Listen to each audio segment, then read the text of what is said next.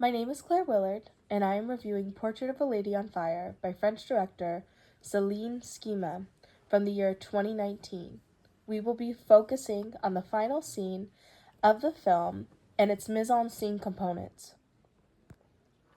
When Portrait of a Lady on Fire came out, it was a cultural and financial success, and has garnered a cult-like following from lesbians and artists alike. The film has continuously been celebrated for its striking visuals and honest depictions of womanhood. I will be analyzing the final scene from the film, recorded at 1 hour, 54 minutes, and 29 seconds, with a runtime of exactly 4 minutes. Setting.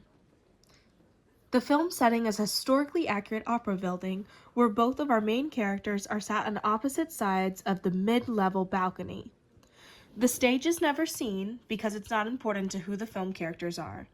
What's important is what the opera house represents, the shared artistic bond between these two star-crossed lovers. Lighting and props.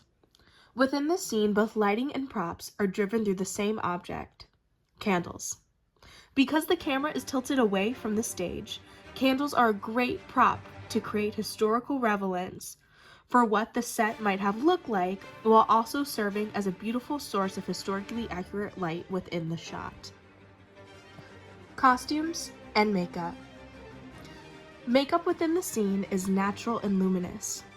In this scene, we see the main characters, Eloise and Marianne, represented in the same way we have for the majority of the daylight scenes previously.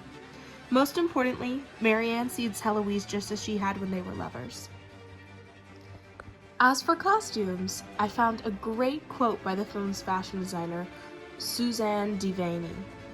When I was working on Marianne and Eloise costumes, I followed Sciamma's directions to make a film with a clean and refined aesthetic while incorporating a modern aspects. We see that clearly in the articles of clothing seen in the ending shot. However, the extras in the background appear slightly more refined than our main characters. Acting. Although there are many visual aspects that makes Portrait of a Lady on Fire a strong film, none of them overshadow the strong and nuanced acting performances. Acting in this film is mainly told through looks and reactions rather than dialogue.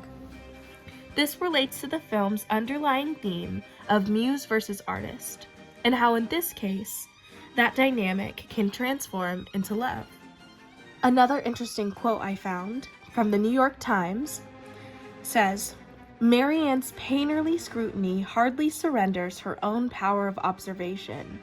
She is looking too, and that power of their mutual attraction retracts like light passing through a prism. In this final scene, the audience is again reminded where the connection between these two leads started.